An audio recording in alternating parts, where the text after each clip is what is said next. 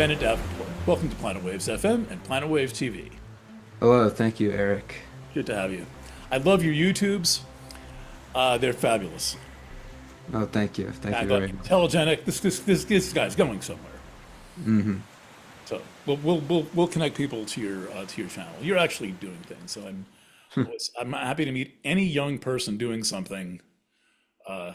Anything, collecting cereal boxes, anything. So let me tell you how I met you. I was at my admin administrative assistant Dia Mansbach's birthday party earlier this year. She's a Gemini, so it was like in June or something, May, June, and I'm sitting there talking to people, and I'm kind of a minor celebrity on the internet, and Claudia works for me. She like makes sure that there's like money in the bank accounts and things like that. And I'm getting into conversations with people about the nature of the internet. And someone sitting across from me says, "Well, I'll tell you, I only subscribe to very few really special Substacks." I'm like, "Oh, like what?" Like the guy who says that the dinosaurs don't exist. Like, okay, okay. I said, well, tell me, do you think he's actually ever like gone to a fossil dig or, gotten up from his desk and like looked around for a footprint or met a paleontologist? And she said, well, no. I said, well, you can't really figure out if dinosaurs exist only by checking websites. You can kind of say anything on the web. And then a couple of weeks later, I found your channel. Oh, and that's what I said. I said this. I said, I would look for one footprint. The whole no dinosaur theory is gone. All you need is one footprint. And the whole freaking theory, all you YouTubers and all of them, done. Second, I would interview 100 paleontologists. And I got lucky, and you came up in my YouTube feed, and I found, so you're paleontologist number one of 100. Now, you're a geoscience student, senior, University of Utah at Salt Hmm. Lake. So we're getting close to Utah. Again, now that I've gabbed for a second, welcome. Thank you, thank you. I'm glad to be representing all paleontologists in this moment. I feel very fortunate to be the diplomat here of all 100 other possible exchanges you could have had.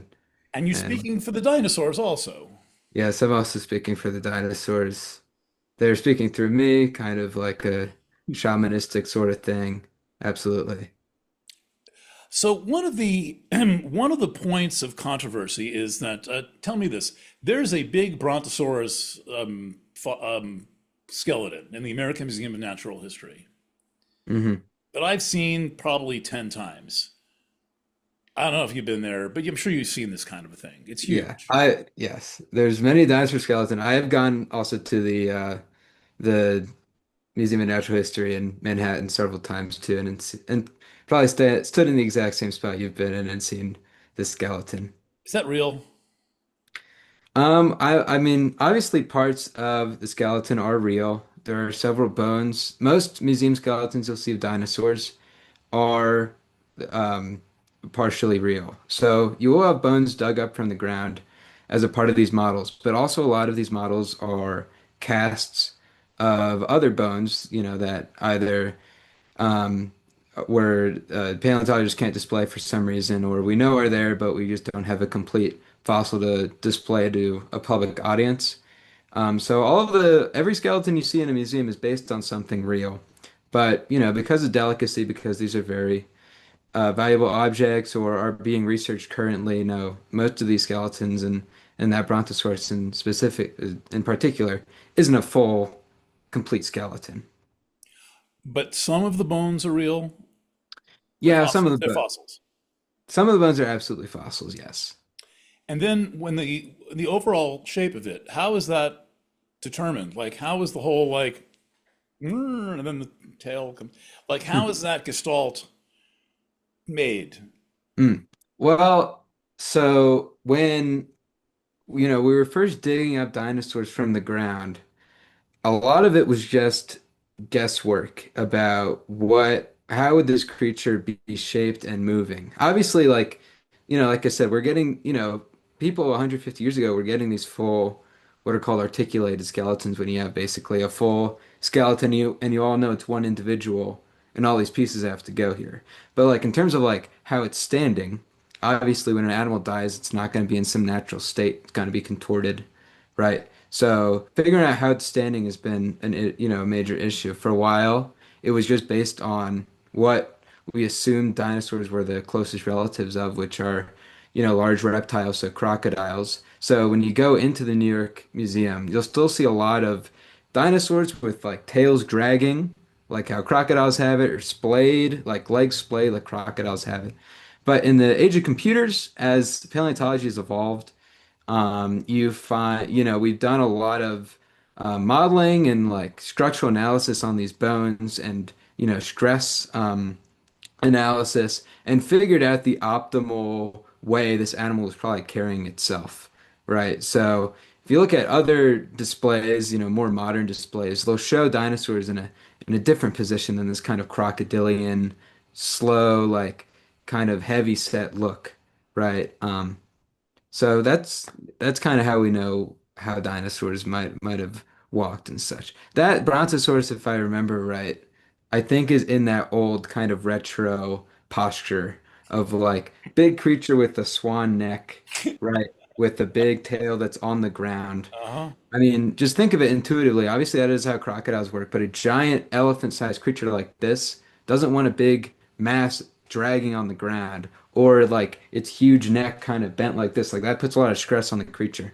It was probably, it was more erect. The whole tail was probably off the ground. Its neck was probably more straight. All of that. Okay. All right. So yeah, I understand there's speculation involved here. Yeah. And there's not a lot, well, are there a lot of whole skeletons? I mean, it depends on what you look at. So, for some species, absolutely, there's many skeletons. I mean, they have, there's this one smaller dinosaur, it's probably dog-sized, or sometimes, you'd see pig-sized, called Psittacosaurus, which means parrot lizard. And there are these fossils all out of like China and Mongolia, and they're this little beaked creature, kind of generic looking, and there's hundreds. I mean, I don't know about hundreds, but countless perfectly preserved skeletons. In some cases showing, I mean, that there's at least one showing like so well preserved that there's some non-bone tissue. So you're seeing a little imprint of skin and such, and that's allowed for a very, very good reconstruction of how this animal might have looked like in life. With T-Rex, there's also many complete or basically, entirely complete skeletons. There's at least a handful. That's much more than you get for a lot of large dinosaurs. Um, but for a lot of species, I mean, that's only a select amount that we've studied a lot that have complete skeletons. A lot of other species don't have that. They maybe only have a handful of bones preserved from a fossil site. And those are most likely going to be reconstructed after their closest relative that is well preserved, right? So if you only have 10% of a dinosaur that is related to T-Rex, um, but from the bones that you do have that would look a lot like T-Rex, you can guess that the rest of the skeleton was probably very T-Rex-like for the most part. Was it one of your videos that was explaining how this taxonomy hair splitting goes on? It was Yeah, kind I of mean, funny. It was kind of like, okay, how do they do it? Was that you? Was that you? Was that you? yeah, I made a video about, I think it's called Fake Dinosaurs or something like that. In the kind of turn of the century, so in the late 1800s, early 1900s, when paleontology and dinosaur paleontology was still relatively in its infancy, I mean, just like in every field, you have a lot of crazy stuff going on. Um, you had this thing called the Bone Wars going on between two paleontologists, these two insane gentlemen named Othniel Charles Marsh and Edward Drinker Cope. And they're essentially rivals, you know, taking dynamite to the hills of the Dakotas, blowing up hills, trying to find as many bones as possible, and trying to name as many species as possible. So you get a lot of redundancies because they weren't acting very professionally. No, were they? And then and then of course you also, I mean, so that's kind of the most malicious form of over speciesization in the turn of the century. But also a lot of it can be chopped up to ignorance. A lot of older species or the earliest dinosaur discoveries we've later figured out are amalgams of other dinosaur species. So instead of one species, we were actually looking at two, and their bones were just kind of mushed together in the mudstone, right? Ah, they But were found that way. Okay. exactly, they were found that way, and you can't really blame a paleontologist back then because they didn't know any better, right? But as you evolve, fraudulent dinosaurs have gotten much less common in the modern day. There's still some examples that I highlighted in my video, but they're the outliers, definitely. So you're pretty certain that the whole thing is legit. Basically, the way it's done today is a legitimate attempt to identify, reassemble, and classify things that actually lived. Yes, I believe that. I feel I've seen it firsthand. I mean, before college and coming out west, because I'm not originally from Utah, I had very little experience I basically had no experience in the field. But working in some of these paleontological sites, like for instance, a year ago now, I was down in New Mexico looking at some of the earliest dinosaur fossils out in the desert there, and I'd say it's pretty hard to fake. Like I was out there in a tent, all of these paleontologists, these very established people with, very dignified jobs were basically just people camping out in the wilderness. There's nothing very, elegant about it. And you'd go out into the desert and you dig out with a little brush tool and a little kind of tweezer sized little spear tip.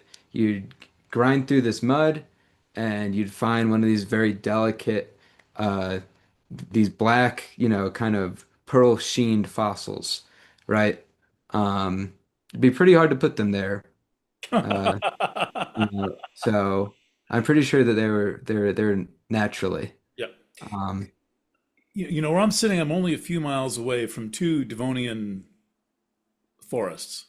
mm, The Gilboa forest, the Gilboa fossil forest, and then there's another one that was found when, well, they dug out a big road going by here called the New York State Thruway, and hmm a geologist who worked for the New York State Museum was out taking a walk one day, and they peel down the layers to make the to get all the rock for the kind. They stopped at a certain point, right? And there's like a hmm floor, and it's a kind of a clean break in the whatever you call it, the fossil timeline.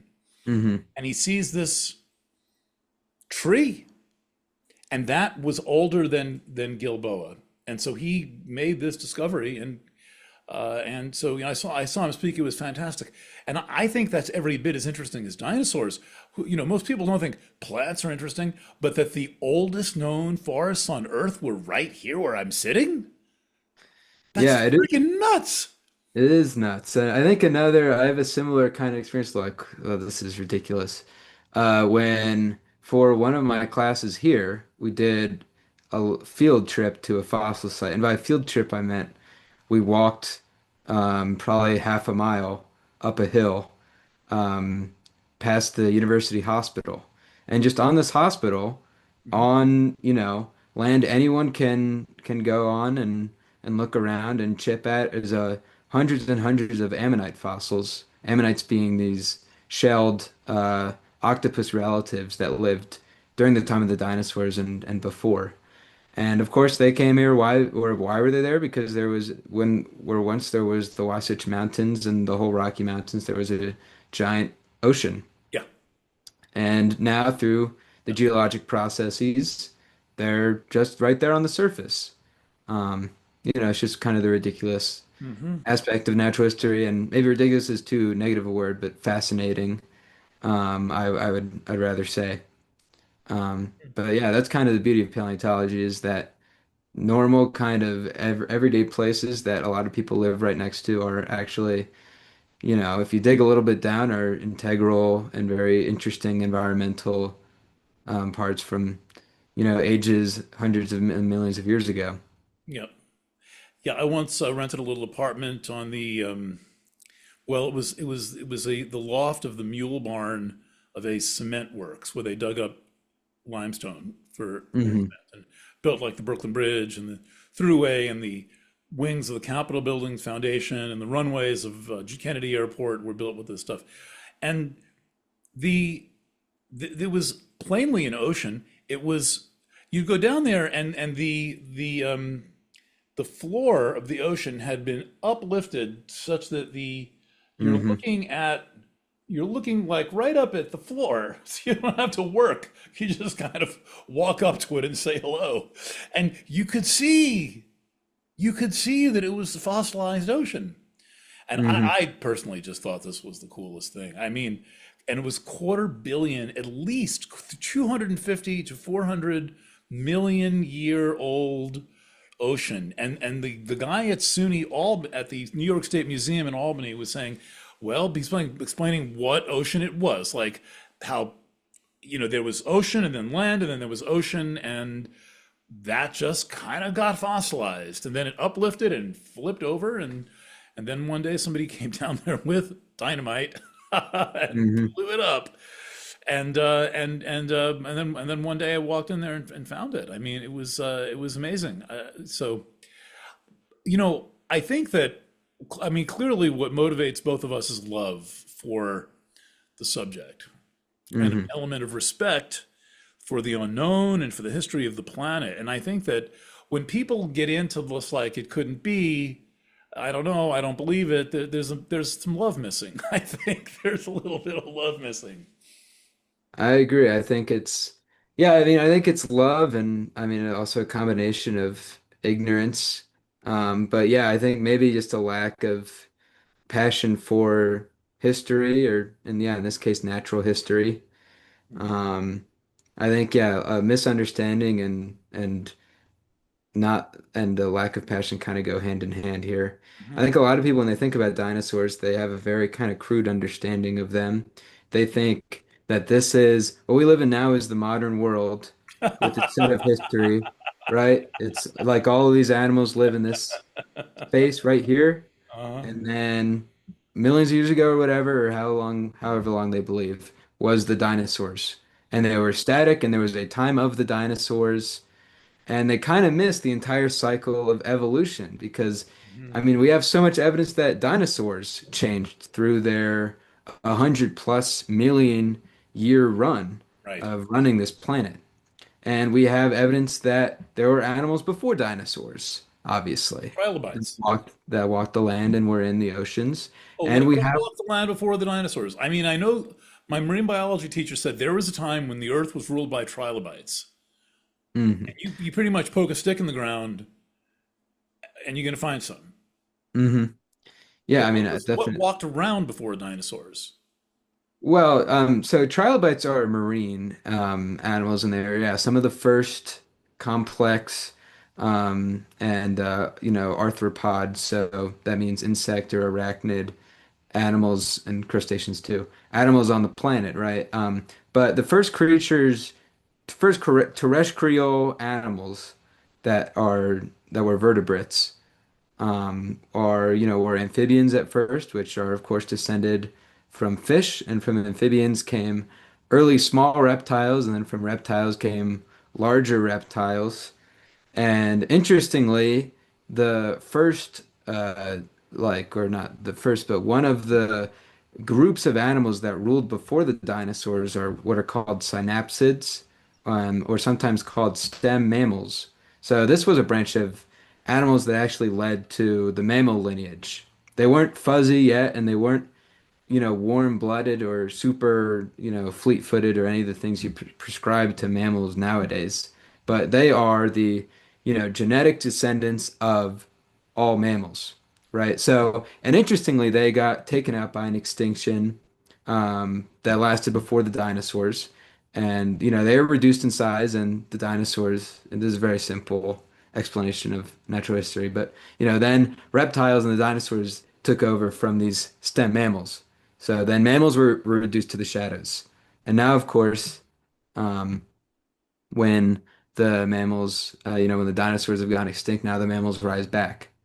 Um, so, it's a very complex universe, even before the dinosaurs, which I think also a lot of these people, once more, don't really understand. They think it's just, oh, there's just a bunch of big skeletons in a museum, and they all kind of lived during the same time, and they're not here anymore. And it was very static. And they just don't really get it, I feel, There's a that rap there's a there's a whole rap line of evolution. there's a rap artist who sometime in the middle of our conversation I so his YouTube came up and he Hmm. was immediately railing on the dinosaurs. Like, I mean, the guy I guess made a lot of money as a rap artist and he was a really good rap artist in his day. Yeah. Okay. But then he's like, they're telling us there were dinosaurs so that we feel insignificant. And first I'm thinking, I don't know. I've never had any concept of a dinosaur making me feel insignificant. Are you insecure in some way? And then and then he said, I'm not going to be able to get this out. He said, if the dinosaurs were killed by a meteorite, why didn't it kill them all? As if it had to hit each one, as if each one had to get shot. Like he's thinking a little too much like in the rap paradigm where you like it's one man, Mhm. one gun, shoots a person. So I'm like, oh, good Lord. He's and why are there still any monkeys? He says, if the monkeys evolved into humans, why why are there still any monkeys? Yeah. Yeah. Oh, Oh I mean, my that's God. a, What a misunderstanding. Like, and he was so sure. He was absolutely dead certain of his position. mm. Yeah, I mean the monkey thing, I mean I feel a lot of people who, I mean outside dinosaur, people deny dinosaurs, people deny evolution. And that's a big thing. Why are monkeys around or why are apes around? And that's a simple, once more, people just not understanding how evolution works. It's not like it's not like Pokemon where it's like, okay, this creature is evolving into this creature and thus replaces that first Yeah, yeah, creature. right. No, it's a branch. Yeah, it's a It's a branch. tree of animals descending from other animals, and sometimes you have, if that other branch is successful, then you have more branches coming from it, right? And That's evolution. The Cro-Magnon, and the whoever painted the Lascaux cave, get it on, and they have like a special kid. And Yeah. the I sent you. Did I send you Mr. Garrison giving the history of evolution from Yes. South Park? It's I think so. brutal. We can't clip it. Oh, maybe we can clip in a minute, and YouTube won't ban us. Um, but yeah, he typifies this kind of misunderstanding, and I think that you had mentioned before that there's a kind of an anti-intellectualism that the internet promotes.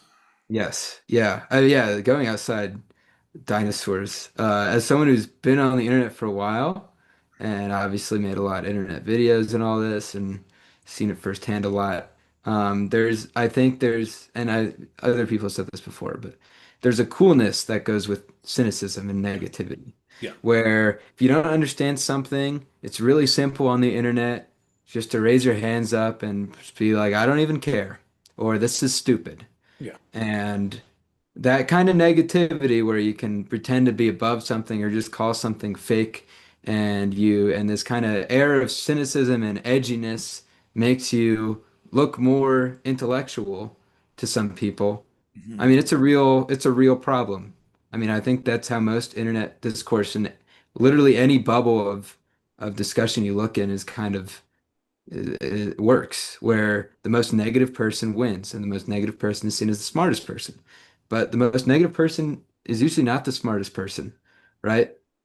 Um, Well, it takes work. Being smart takes work. yeah, being smart takes work and it takes optimism and hope in the thing that you're looking at, that it will be meaningful and that you will be, and that it is all actually coming together, right? To lose, to kind of defeat yourself and go, this is stupid, it doesn't even matter. That's the way of a cynic, or that's the way of a Yeah, pessimist. and it's easy. It's easy, and you get subscriptions. Well, Yeah. what's wrong with it? Go only become a flat earther and you too will get subscriptions. I could have the biggest following in the world if I come out as a flat earther. Yeah. Oh, I've often imagined, how much money I could make if I went from paleontologist guy to like grifter guy who's like, I've seen it all and I know it's fake. Hmm. Imagine how much money I could make. It'd be ridiculous. I'd be Well, it's a set. perfect fodder for April Fool's Day. Hmm. Right. Oh, April oh yeah, Fool's Day is like absolutely. waiting for this. I did flat Earth. We're gonna get to your slideshow in a second. I did. I was in battle because on Team Missing Virus, there are people who did incredible, incredible work. And then there were the ones who did pretty good work and they became flat earthers. So I had to endure all this flat earth stuff. And I started interviewing them and, like, convince me, it's the same position I take with somebody who's polluting the environment and killing people. And I just sit down and say, okay, give me your best shot. Like, convince me that it's okay that families live on 23,000 tons of toxic waste. Love Canal neighborhood in Niagara Falls, New York, right? Hmm. Hmm. And they absolutely had nothing. They had nothing. It was so bad. All they could try to do is brainwash me, and I'm not really good brainwashing material. And they're trying to tell me that the sun doesn't really set on the western horizon. It just gets really small, really fast, and it goes away. I'm like, are you effing kidding me? Hmm. So there, yeah, Oh, I was just gonna say about like flat Earth people. I think that's a really good I think the whole flat Earth thing is a really good example of like when a pessimist or like these people who are really determined on being like all fake, like how is this fake? When, you know, they end up constructing a reality more absurd than the one they were critiquing. yeah, Because obviously if you tell a layman or somebody who doesn't know anything, like, isn't it weird that everyone says the Earth is round? Like look around you, it's yeah, it flat. looks flat. Right. Like, and then, okay, and then they're like, yeah, I guess that makes sense. And then you have someone go, and then you have someone go, then you have someone go, no, okay, here's all of the ways we know the Earth is a planet and it's an orb. And then that person goes, oh, well, that's also intuitive. Like that makes sense. And then you have the first guy, the flat Earth guy, going, no, no, no, no, no. And then they have to make up all these absurd excuses and all of this like ridiculous science, such as the sun magically shrinking when, it disappears off into the horizon. Like all this stuff that now sounds even more ridiculous than if you were just like, oh, the Earth's a sphere. Right. I'm supposed to take it seriously. And the guy knew that I was trained in astronomy. What did you think? I'm just going to say, oh, okay, it just kind of shrinks and then it appears somewhere else the next morning? Like how, Hmm. what, and what's morning anyway? So the funniest moment I had was, there was a big eclipse in April of 2024. Hmm. Massive solar eclipse. It went Yeah. basically from Mexico through Texas and then through the south and then up into like Pennsylvania and then across Rochester and then like Vermont and Maine and Canada and then it went into the ocean. Hmm. And everybody saw it. Like not everybody, but like 100 million people could see it Hmm. directly. Like God, it was a big swath, wider, wider, wider than the Great American Eclipse of 2016. And and the whole they like know how wide it's going to be, like how wide the path of totality is going to be. They know how long totality will last in any one location. They know the intensity of the eclipse in any one location. And the entire thing is predicted on a spherical model. Hmm.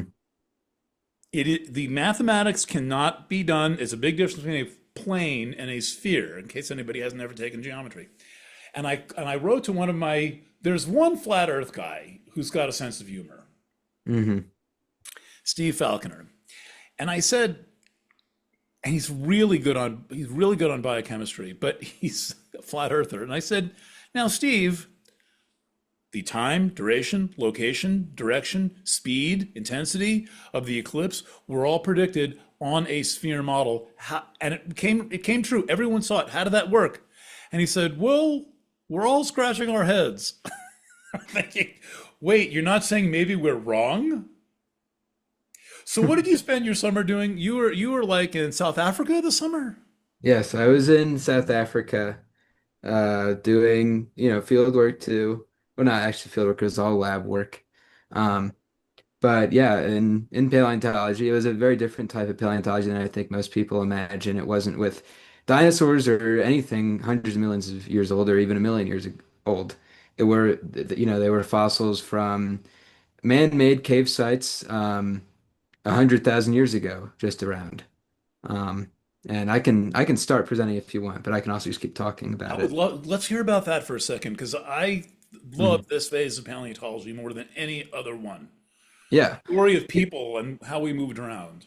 Yeah, exactly. One of the, I mean, yeah, it was all about human origins, right? That's kind of the center of this time period. If a scientist is looking into this time of about, a couple million to 100,000 or 20,000 years ago, it's a very, very good chance that they're really interested in how humans have evolved and why our species is where we are now, right?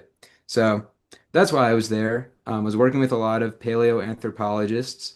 There's a lot of intersection between paleontology and, anthropology. And, these were a bunch of sites from caves that had been carved out by ocean waves, and where, ancient man had lived, about The 100,000 years waves ago. exposed the cave, like the tides and water.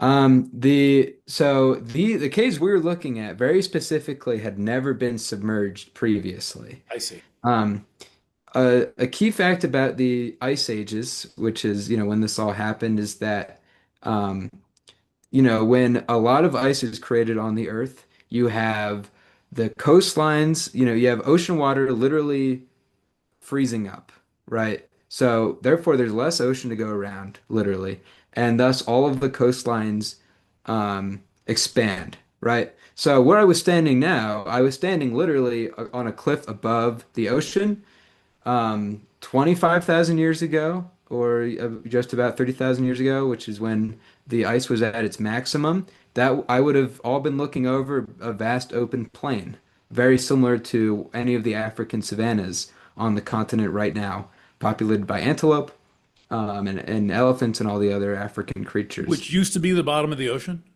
Yes, well, yeah, we used to be, The water was sucked up by the ice. yes, water was, yes, it was. And it left dry land basically. And, when that happens, grass populates that dry land and then animals with it. And then with those animals, then you have early hunter-gatherers who hunted antelope and such. And were the bones that I was digging. I mean, the average life of these people that, were living on the South African coast were going out and hunting an antelope and dragging it back to these caves where they were high up away from the plains, safe from any predators, and where they would then carve up these animals and then leave them in basically, huge heaps of trash right outside their cave. And those are what we were excavating, right?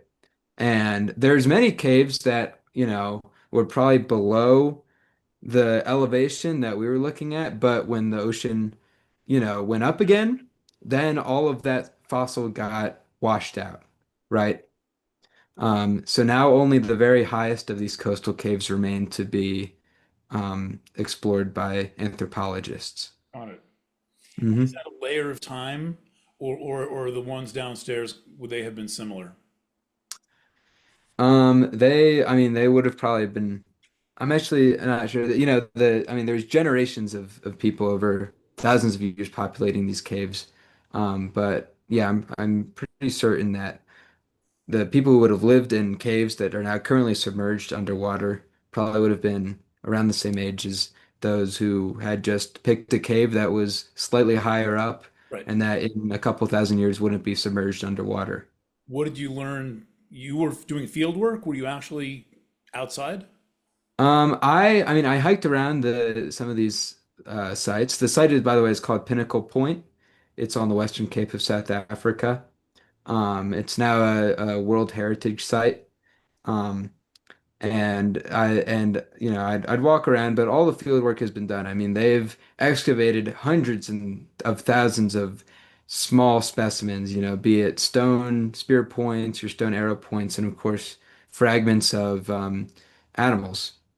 Um, so there was no need to do, I mean, right now there's no need to do field work. So much of it has to be analyzed I see. That's what I was doing. I was in the Got to lab. look at those sites though. I did get to look at them up close, yes.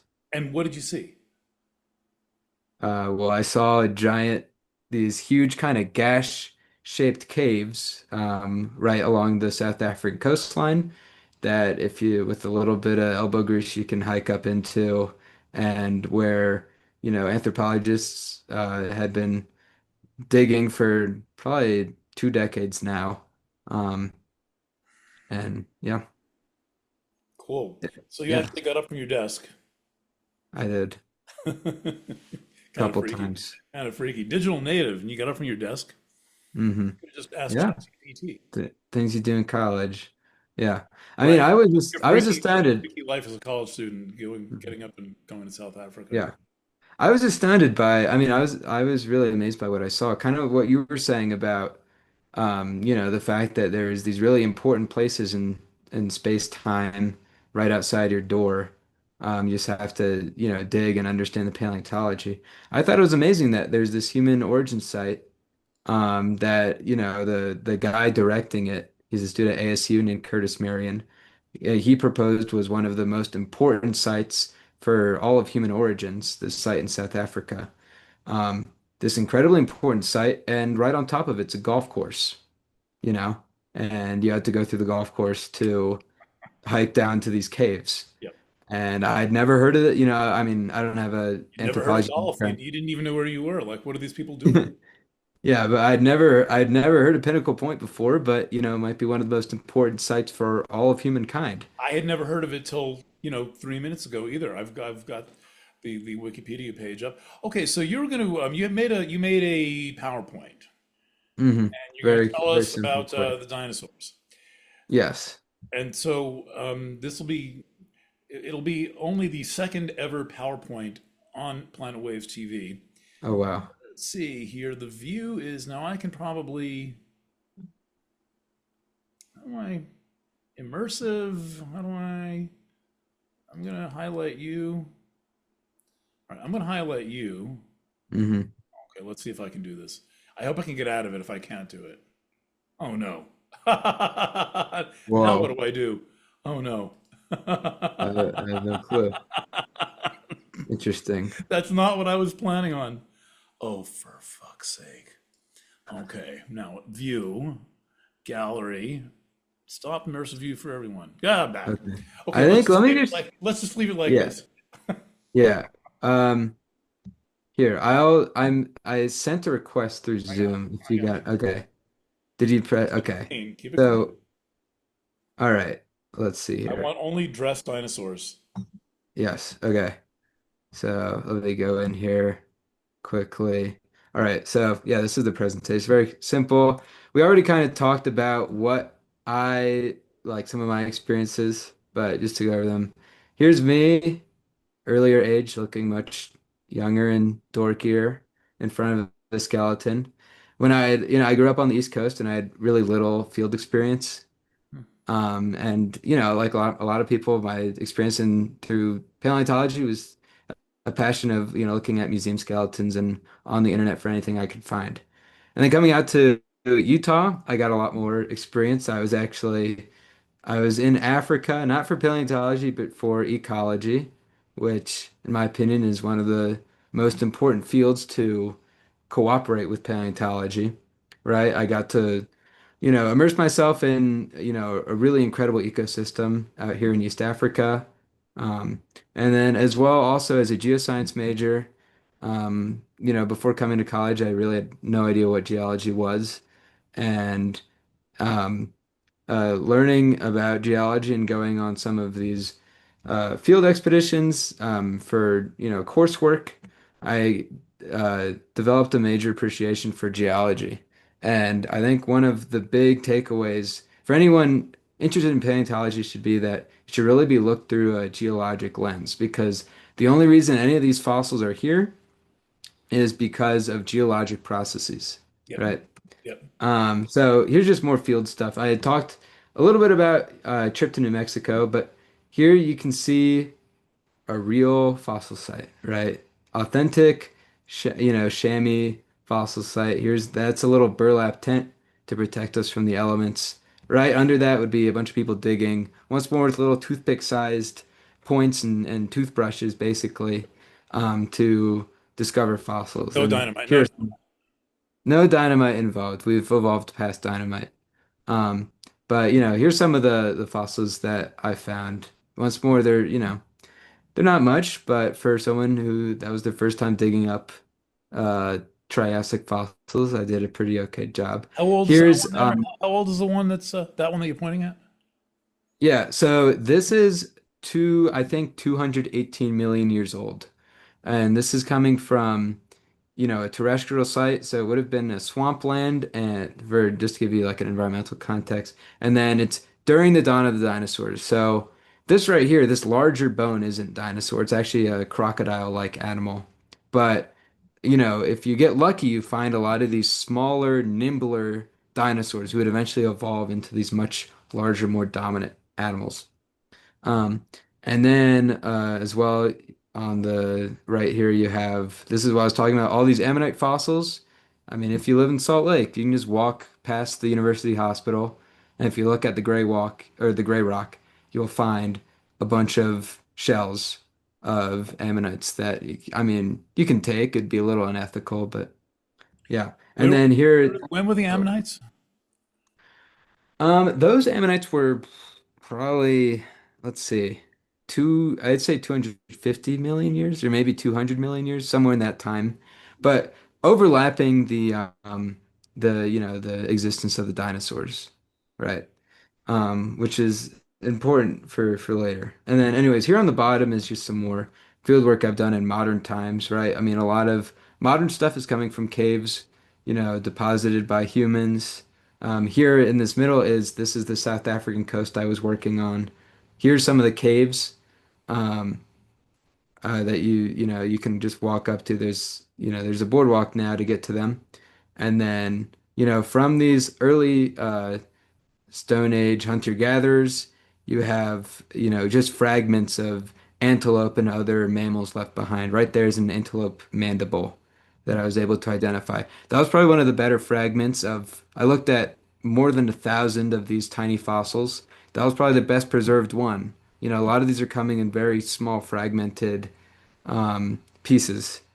You get to So that keep was that, really or is lucky. it? Do you donate it to the school, or do you throw it back? Oh, I mean, once you identify it, then you bag it, and then yeah, it goes into an archive somewhere where hopefully someone interested in that fossil can easily retrieve it and research it further. If they're too lazy to Uh, go to the cave themselves, they just like look it up in the index and yeah, librarian hand. and then yeah, and then and also another thing is I added all of part of this was also imputing all of those bones into a database, and that database includes thousands and thousands of fossil data, just countless pieces of fragments that if you model them and plot them, tell you a lot about the environment and what kinds of animals humans are hunting. Right. So yeah, just once more, kind of getting to the point of, I think a major issue with how people view dinosaurs is that they're static in their head. They're just kind of the creatures from before us, right?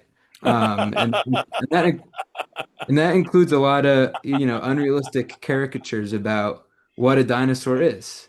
I mean, you can view a nature documentary and you can see how real animals live and their complexities and all of this stuff, but you can't do that with dinosaurs, right? So you get a lot of these outdated interpretations from the earliest episodes of paleontology. You have these ideas of like dinosaurs being kind of sluggish and impossibly stupid creatures, or you have the idea that dinosaurs are kind of forever murderous, extreme, just like unrealistically evil and savage animals that So ruled this is the earth. the things on the left are kind of the most Yes. modern version because that's a T-Rex, that thing there. Yeah, the thing on the bottom there is a So it Tyrannosaurus. I looks mean, like obviously it's 90% of its weight is leaning toward the front, but there's no way that the center of gravity around the legs could even hold that up. I mean, the tail is tiny. yeah. The head looks like it weighs like one third of the total weight. It would land on its. It's got a bloody beak because it fell down. Yeah, yeah. I mean, I mean, for all intents and purposes, this isn't the worst reconstruction of a T-Rex. But that thing you mentioned, and pretty intuitively, the tail thing. One of the big, I think, like reconstructive reformations about T-Rex is that, hey guys, it had to balance itself. Like it had this big head. It must have had a very heavy tail, a very large tail. Right. Instead of like a kind of like in Jurassic Park, this kind of flexible lizard-like Like a tail, mouse. It right? looks like a mouse's tail. Hmm. And when you look at a mouse running around your kitchen, they are using that tail to balance. I could sit and Hmm. watch mice run around my kitchen the whole day. And I had more mice in my apartment before I moved, and I thought it was pretty interesting. Hmm. It's all in the tail. It's on the tail. Yeah. I mean, different creatures need different tails, right? So, but a T-Rex tail, absolutely, or a T-Rex could not suffice with the mouse tail, and probably vice versa. Right. Um, No, mouse would be very uncomfortable with a T-Rex tail, I would say. mhm. Now, Yeah. these are what, zebras? Oh, these things No, no, on the the next one, the next one. uh, oh yeah. These are all. I mean, these. I think They this is look also striped. I from. mean, they have stripes, so I thought maybe it would be a zebra. Oh, these guys. It's the I ribs. mean, I'm kidding. It's the ribs. It's the ribs. It's the ribs. oh, I'm sorry. Um, yeah. So these are all guys from the Museum of Natural History. In New York. Um, in New York, right? And once more, I think this is how most people encounter dinosaurs just as kind of static skeletons. Right. And That's what I mean by static skeletons. Just like perpetually standing there for like a century. yeah, perpetually standing there, and I think, because of that, the idea of like these, ridiculous looking animals that, we have these fully intact skeletons of, I think it comes across as really absurd to some people. Um, and, maybe for good reason, but if you just delve a little deeper, paleontology makes a lot more sense, right? I mean, we were talking before that these aren't actually totally complete skeletons. These are just, reconstructions, part real, part casts from other bones. Um, Have you pried into exactly what percent is real? Like, would you be allowed to do that?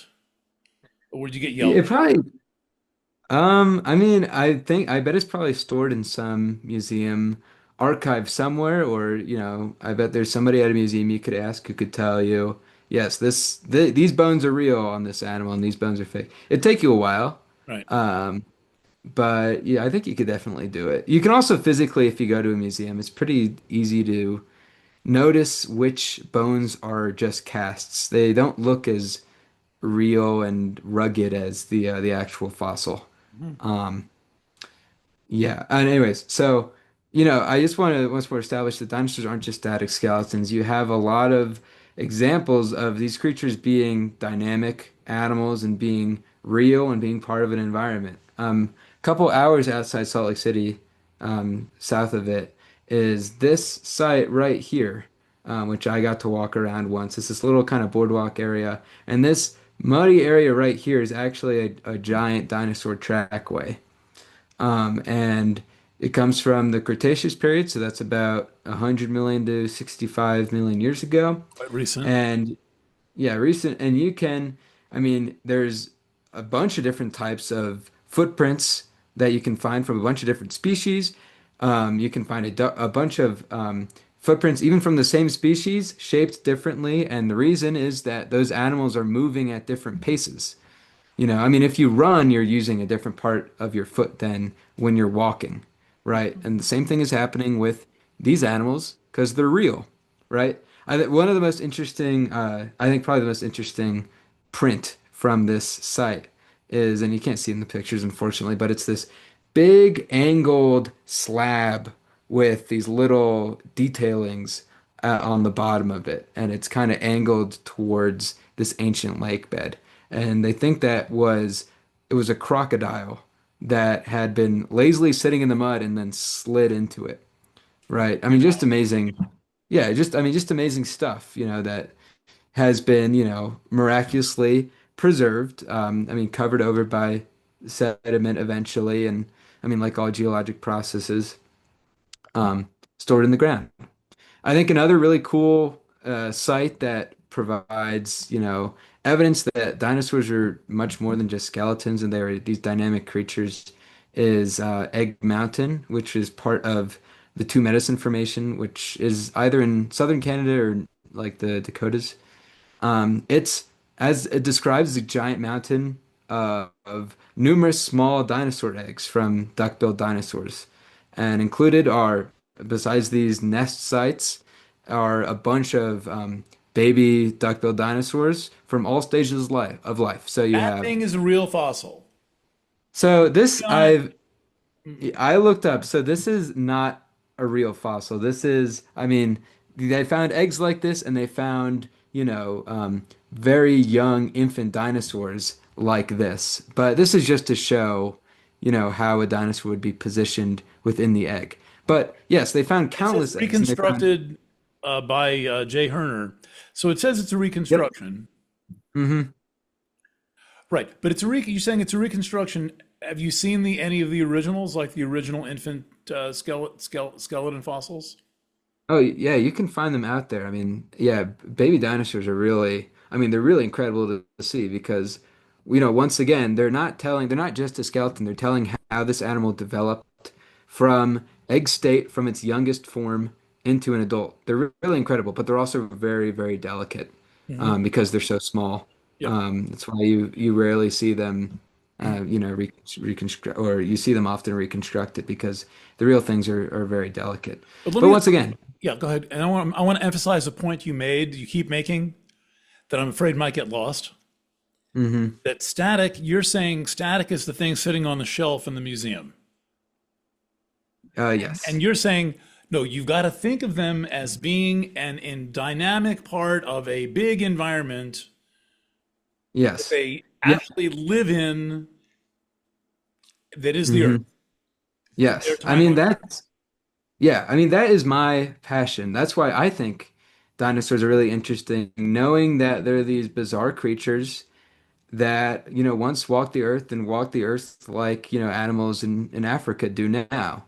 Mhm. And, the knowledge that isn't known right now of, what possibly could have been the environmental dynamics shaping these, bizarre giant creatures. I mean, I think those are fascinating. I don't think they're Um, that weird, actually. I mean, but then, like, I'm sitting out drinking coffee on my deck, and a hummingbird shows up, and that's completely amazing. And I go mhm. out at night, and the raccoons are trying to steal whatever they can. I think they're amazing. Like, Yeah. I think it's all amazing. And there's stuff on the planet right now that to me is much weirder than those things. Hmm. Right? That Yeah. seems like, Well, okay, that's nice. It's some like that came through also. Like what? yeah. I mean, maybe I don't know. I think they're very fascinating. I feel the most analogous thing to me that about dinosaurs are elephants, probably, and I think elephants. I mean, they're my favorite animal by a pretty wide margin. Yeah. And when I was in Kenya, I got the chance to look at many up close, and I mean, they're just miraculous Like animals. They're you got to go right up to them. not go right up to them. They'd kill you, maybe. But from a safe distance, view these animals in their natural habitat. And what strikes you about an elephant is that they are magnitudes larger than any other animal in its ecosystem. I mean, there's really nothing coming close to their size out there. And then even if they were the size of of a horse, they would still be the most bizarre animals in Africa. I mean, they have these. I mean, look at their faces. They have these crazy trunks. They have these tusks. They have this gray mottled skin. There's nothing like them. And to think that, or not most, but a lot of dinosaurs were elephant-sized creatures just running about. When even, one species of elephant today on Earth is fascinating, Hmm. I think is infinitely fascinating. And we'll get into that later as well about how many, like just the idea of these giant animals coexisting together. But anyways, that's what I'm passionate about. And I think all this is Ecosystem, pretty you're saying good. like paleoecology? Yes, yes, like paleoecology. Right. Hmm. Yeah, well, hey, it's cool. I'm glad Yeah. you figured it out young and you get to do it. Yes. Yeah, I'm in a very fortunate position.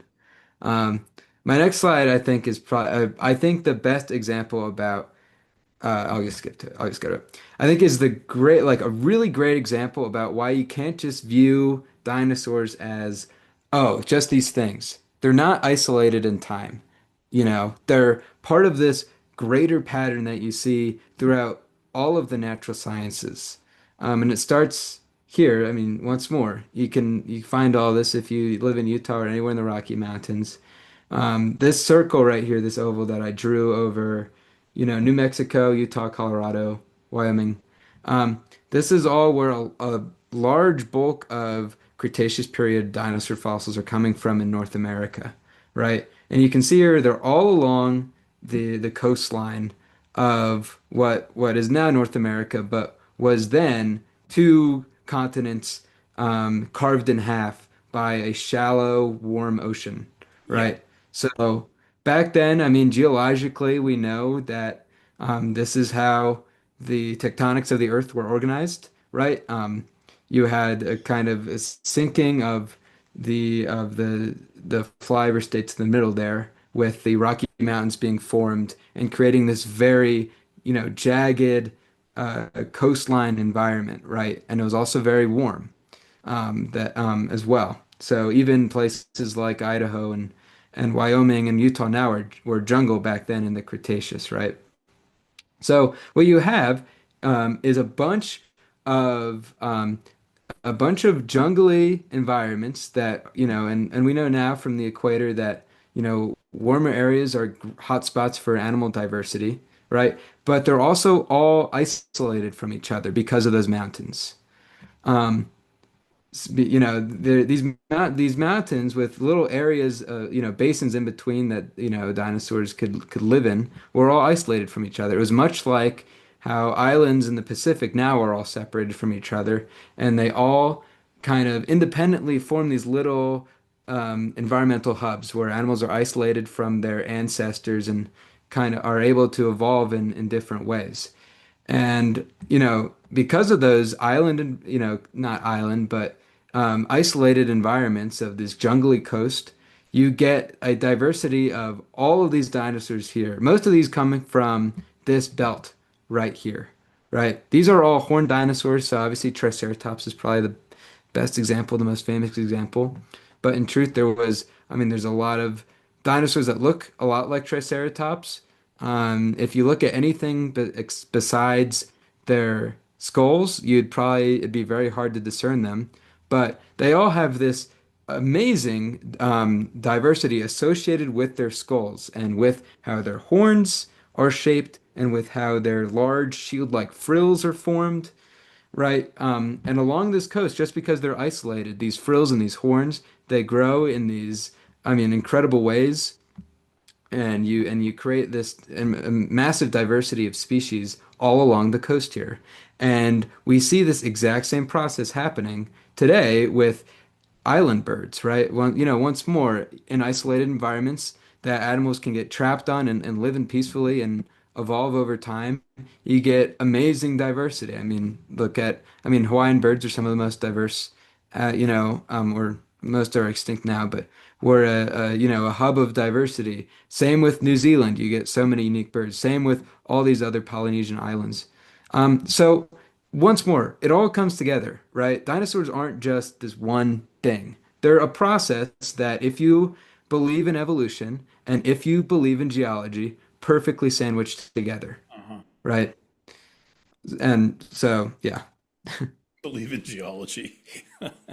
I mean, yeah. I Rocks think exist. I'm a rock denialist. I get, yeah. I mean, I bet they exist. I mean, the whole idea of, young Earth people who don't believe that, the Earth is younger or older than several thousand years. I mean, they probably deny all of Oh, I this. went to the Grand Canyon, went to the bookstore to take a picture of those books. Hmm. Those books have to be on the shelves in the Grand Canyon bookshops because of the creationist, religious, political faction. I don't know where the picture is, but I went all the way there and made sure that I left for the photo of that bookshelf. Mm. 5,700 years. I mean, Hmm. that's quick. That's like that's like 1 second. Yeah. When Yeah. you're thinking in geologic time, and Hmm. humans are, we're like less than 1 second. Yes. Have you been in any of those painted caves? like Lascaux or anything like that? Unfortunately, not. I've never been in a cave with cave art in it. No, I think but that's one they're of the very most inspiring. amazing things on the planet. Hmm. I can't even believe it. I had as my backdrop, I changed paintings, but I had two Lascaux paintings, and that they was dark. They didn't have lights to bring in. Hmm. You know what I mean? Like, they didn't rent lights at, whatever Lowe's. They had to paint like Hmm. like torches. Hmm. Anyway, so it's all kind of one big, beautiful, incredible history of the planet, and of Yeah. course there's this biodiversity. You look at, I mean, I'm telling you, in my backyard, it would take me a whole paragraph to fill all the animals I've seen just sitting on my back deck. Hmm. I'm just in one little forest in upstate New York. Yeah. So Yeah. it's impossible that there were not endless, countless, evolutionary peaks and troughs and crests of life of all different kinds, some of which may not even have left a fossil record. It may have been so long ago. Yeah, absolutely. About that, yeah, I mean, I is one of I think the hardest things to grasp as a paleontologist, or maybe one of the least happy things, is that not every animal is going to be fossilized. Once we're talking about that geology is the root of paleontology, the reason that we find fossils here is because they are drainage basins, right? Hmm. So you're having water collect and you're having water wash over skeletons in these swamps where animals can be killed off and then quickly buried by water and by sediment. And that allows for in some cases, I mean, who knows, 1 in a million chance that an animal becomes fossilized. But, in these rocky regions, we're never gonna find dinosaur fossils, unfortunately, from this time, right? That's just, mountains are not a good place for creatures to fossilize at all, right? So it's a little sad that, essentially our whole fossil database from dinosaurs is, swamp dinosaurs. I mean, what Right. about the 100 million years of Ah, mountain dinosaurs? I sure. mean, All what? the other dinosaurs lived on top of the mountains and lived up in the polar regions and Yeah. I all. mean, yeah, I mean, if you look at, just lowland animals now, you'd miss, the mountain goat and you'd miss the bighorn sheep here in North America, right? No, that would not, Um, life would not be complete without the mountain goat. yeah. So one of the sad facts of paleontology. But Yeah, you're getting a once for, you're getting a little teeny sample of Mhm. what is possible. Yeah, exactly. That had not occurred to me that Hmm. it's really a very small subset that actually managed to get fossilized, owing purely to the environmental conditions that facilitate fossilization of that creature in that spot, and then there's everything else. You know, Yeah, it is amazing, and obviously, then I can already hear people in my head go, okay, well, now it sounds like how could any creature be fossilized if it's so rare? Like, how do we have all these oh dinosaurs? please, that's And ridiculous. to these imaginary people in my head, I say that just think about the sheer scale of how long dinosaurs were around. I mean, think of all the animals alive right now um, that humans haven't killed. And think of that, there was 100, million or generations of these animals, uh, roaming around. Yep. These are miraculous processes going on to fossilize a creature. They are a very, very small percentage that any animal will be fossilized, but just through the sheer scale of how many animals have existed over the history of the Earth is how we're able to build the fossil record. Plus, anybody can go to any one of these rock and gem shows. Hmm. And All you see need one to for go, themselves. it's like Yeah. 20 bucks to get in, and you walk around and you're in this temporary museum, and half the time the people who dug them up are right there at the table telling you where they dug it up. Hmm. But Hmm. here's the thing, if you want to know, then you just go and you find out. I mean, and also I've had my mind blown like at least 3 times, 4 times in this conversation, and this is stuff that my like aunt and uncle were talking to me about when I was 3 years old. And it never ever gets boring. And then I could probably, when I watch this video back, I'm going to keep a list of the things that I learned. I bet at least Hmm. 20 or 30 new things. If you don't like that, then it's just much easier to make a video about how the dinosaurs didn't exist. But if Hmm. you like having your mind blown, if you like being confronted with this incredible unknown, this is great. I never even imagined a map of the United States looking like that. I've had Hmm. visions of, you know, the ocean being where I am now, and this guy Steve at the museum in Albany was making it. He was like making it more clear where the oceans again, shallow oceans like you're describing, like little Hmm. inlets, like the Long Island Sound, for example. That's kind of a shallow ocean. Hmm. Yeah, yeah, and then yeah, It, it's great. This is great stuff. This is fantastic, yeah. and it really, to me, it evokes all kinds of respect and love for the planet that I live on. Hmm. Yeah, absolutely. I mean, yeah, even just creating the slideshow, I got kind of energized just, thinking about, these processes and the evolution of the Earth. I have one more little slide, I Let's see, think, of, bring it on. another amazing situation to look at in terms of, natural history, which is what is called the Morrison Formation. And this is a geologic formation, and you find it from, Utah to Colorado and down to Arizona and New Mexico, right? This certain layer of time about 150 million years ago where all of these giant animals are preserved. And you have a lot of, All of big names. those are real, based on real specimens.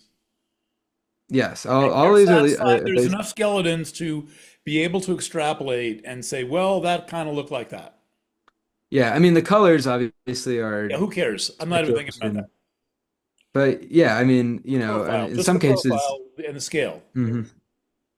Yeah, I mean, yeah, once more going back to how dinosaurs are reconstructed, in some of these cases, some of these dinosaurs are based off only a couple bones coming out of the ground. But from their closest relatives, from going like, well, this bone looks like this creature. So this creature must be its closest relative. Then See, you that's can where it gets a gauge. little bit sketchy, I think. Mhm. Yeah, absolutely. I It think gets a it's, little bit like the taxonomy becomes kind of a sport and yep. bone warish. But you were kind of in there. Mhm. You had your video was not without a sense of humor about this.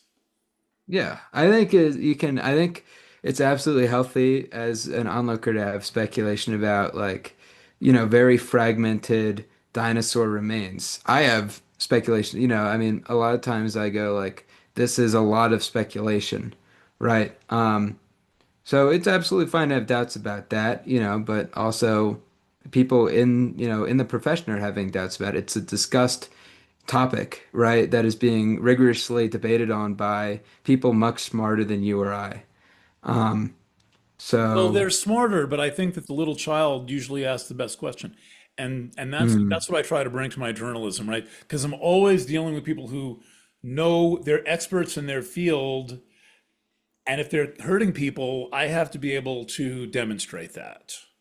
hmm hmm And so I have to approach it with a mentality of a small child and ask the most obvious questions. yeah. And geology, if not for fracking, if not for like the petrochemical industry, I think geology is pretty close to pure science. Hmm. But the frackers, the frackers are, are disturbing. Yeah, I Petro. visited the geology department in SUNY Buffalo in the spring, just Hmm. just to go because I took one class and my professor was somebody everybody loved, Charlie Cazeau, and I mentioned fracking, and the administrator of the department was like, "Meow, no fracking around here. We don't train frackers in this department. We are scientists. We're not working for industry." So there's not all the departments where their geology means fracking. Hmm. No, but the other joke is now the oil didn't come from dinosaurs. I think that's absolutely hilarious that anyone thinks that all this gasoline came from that. That is the most ridiculous thing I have ever heard in my life. Yeah. I mean, what's for as a professional stupid person, I think I can understand it. Like, Liquid rock I used slide. It's just some stuff like water. Yeah. Well, I mean, what oil really comes from is not super different. I mean, oil comes from a lot of different places, right? I mean, and I'm not a expert at all about like petrogeology or any kind of oil geology, but from what I understand, there's two main sources of oil, which is like a, a mass heaping of marine animals. So when you have a marine site of, you know, countless billions of animals accumulating on the bottom of the ocean floor. I think that might be one way. But the other way, I definitely know, is um, ancient swamps, right? Where you have, countless tons of biomass held in trees that fall, die, and then are preserved. And that biomass becomes another form of energy. And Yeah. as, E equals mc squared tells you, mass equals energy. So if that biomass is preserved, it becomes a very efficient fuel source. And that's where a lot of oil comes from. Don't quote me on that. I forget if oil is No, it's a more theory. They're marine like, or it's you're right. more I know what swamp. to do with this. Like it's a Yeah. lead, and I'm just gonna anybody who claims to have any knowledge of petroleum, I just have something to ask them, right? And then Hmm. I continue to roam around the planet, asking asking people questions. Hmm. I ask every electrician to explain three-phase current. Hmm. Like every lineman, electrician, electrical engineer, it's just one of Hmm. the questions I ask. Explain three-phase current. And so that's it. When a gas station, electrical truck, I'll just ask them. And this Hmm. is how I stay entertained. This is how I keep life not boring. It's kind of like I treat everyone like I'm treating you tonight. It's much more fun than just Hmm. pumping your gas or getting a bottle of seltzer, Hmm. Absolutely. I think. And eventually Yeah. I'll understand three-phase current. I'm getting there. Yeah. I may never. I might give up.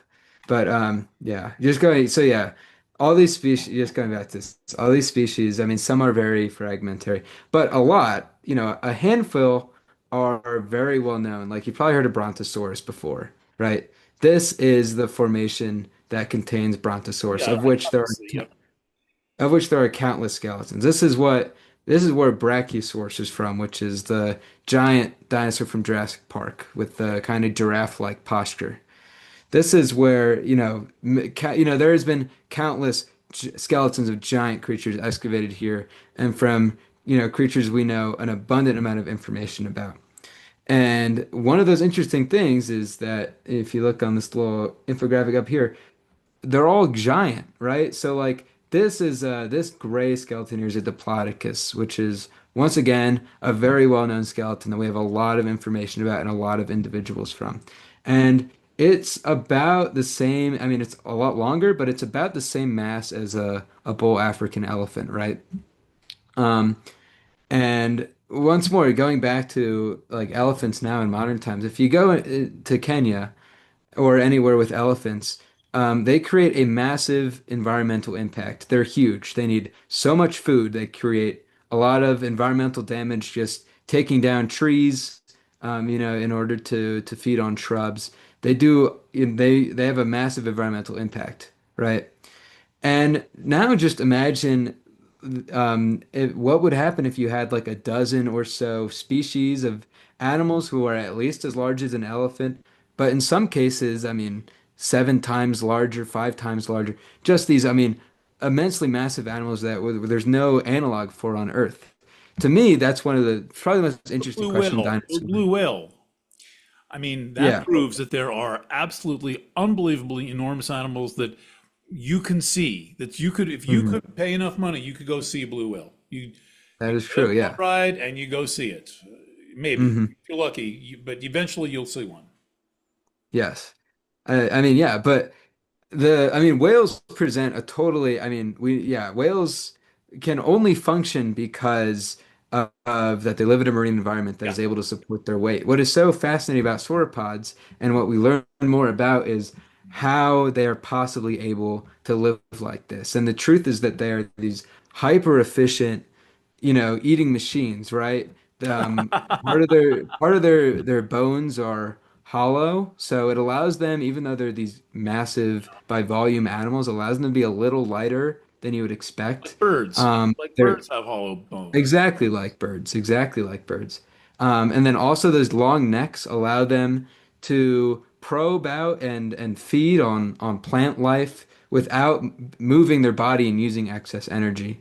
So you get this hyper efficient animal. But it still boggles my mind that there was at some point in Earth an entire environment filled with these creatures, right? Once more, it's just one of those mind-boggling things about paleontology that if you are to think about it dynamically and ask questions about the environment that these creatures lived in are fascinating and very interesting. Yep. Hmm. Far out. Well, Yeah. that answers my question.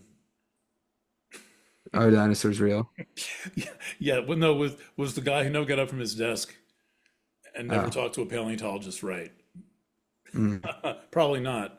We Hey, have, at least we hey, have something resembling a footprint here. yeah. A lot Well, more. yeah, A lot we more. have a lot more. I mean, I think I feel a strong-willed enough dinosaur denialists could probably all hand wave away everything I've said. I think there's a Simpsons episode where they make fun of people who think like Satan put dinosaur bones into the ground to Crickets. deceive us. Yeah. I mean, if someone were to come up to me with that argument, I don't know if I could win it. I have no way to disprove that, No, right? right. That's the evil demon example. Yeah, Yeah, right. I mean, I've we're getting very philosophical here, and everything is relatively true, but then hmm there's such a thing as hmm true enough, as far as I'm concerned. Yeah, exactly. I mean, yeah, once more, like I couldn't disprove it, but they couldn't prove it, right? And I can prove that there is these fossils in the ground and that they aren't, once more, they're not just a bubble of knowledge. They are, in fact, connected to so many different scientific processes. And they tell this elaborate story that would be impossible to hoax, that has evolved over time.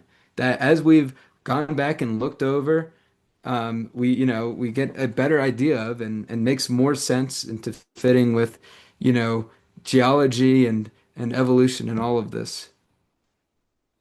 Yep, and the So, carbon 14 testing is a whole other interview. hmm Fun to unpack that in terms of the aging, dating of these specimens. hmm I mean, I've had it explained to me in terms of like, how can you tell, how can you prove it's a moon rock? You know what? That's not that easy. hmm It's not that easy. Yeah. Yeah, it's I mean, on thin ice, the moon rock thing. uh-huh. Because I think, oh well, moon rocks. That's the absolute bottom line proof of the Apollo program. So I went looking, and you know, I could not get above a certain threshold of satisfaction that uh, I was beyond the point of having a question that I'd have to convict as a member of the hmm jury. So let me show you my cave in Rosendale, New York, All right. I will, yeah, let me stop sharing and here. then we'll say goodnight. All right. Let's see. So this cave is in Binnenwater in Rosendale, New York, and it is on the it is on the property of the Norton Cement Works, Oh, wow. and there are miles and miles of these. And the seafloor is, can you see my pointer? Yes. That's the seafloor that Oh, wow. is uplifted and then flipped over on a 45-degree angle. That's the fire pit that I maintained for many years. I left it in beautiful condition. I spent many nights down there. And then you can see here, it goes even further down. And they thought they could hold up the cave with matchsticks. Mm. It's actually wood. Hmm. These lintels, right? Is that a lintel? Is that what it's called? What is that? Um, So that's rock. the yes. That's wood. And I've been all the way down to the bottom, way Wow. down in the back room and out to the corners of this particular cave. And yep, I just love this place. Mm. Absolutely love this place. Its name is the Chironian. Wow. It's And very I cool. had a fire in there so big that it was licking the top of that. Yep. Hopefully not damaging any fossils or Well, anything like yeah, that. this is all dug out and put into the Brooklyn Bridge. Hmm. Wow. It's all a cave. It's not a cave, it's a mine. And it was just blasted, and a lot of the machinery that ran the mine is there. The kilns are there, or they were till recently. You could find piles of like slag, and the kilns are, there's probably 100, kilns, maybe within 50 miles of where I'm sitting. It was Hmm. a massive, massive industry, even into the 1960s, when it pretty much closed Wow. down. When the chemical Yeah. cement, when the so-called Kuykendall cement chemical formulation, this shit wouldn't go away. It sets underwater. That's why it's so powerful. It's seafloor, and all you have to do is pour it into a form underneath the water, and it turns into cement. It turns to rock. It turns right back into rock. Hmm. Nuts. Anyway, Bennett, this has been fantastic. So I have 99 more paleontologists to go. I'm going to All do it. right. I'm going to do All it. I'm right. going to hold the I world hope, record for interviewing paleontologists. No, you're next. We'll keep this conversation going anytime you want. I'm going to promote this video on my channel. I'll send you the video if you want to put it on your channel. I would be honored. I think this is, great fun. I think this is the approach to understanding science. I mean, it's got to be fun. Like, why are we doing that? Why bother? hmm Absolutely. Yeah. And keep going. And I think that you will have an absolutely spectacular career. And the great discoveries are there to be made, and they will find you. My buddy up in the museum in Albany never expected to find the oldest fossilized forest on Earth. He was just out for a walk one day, and he just hmm happened to notice what was beneath his feet. Mm.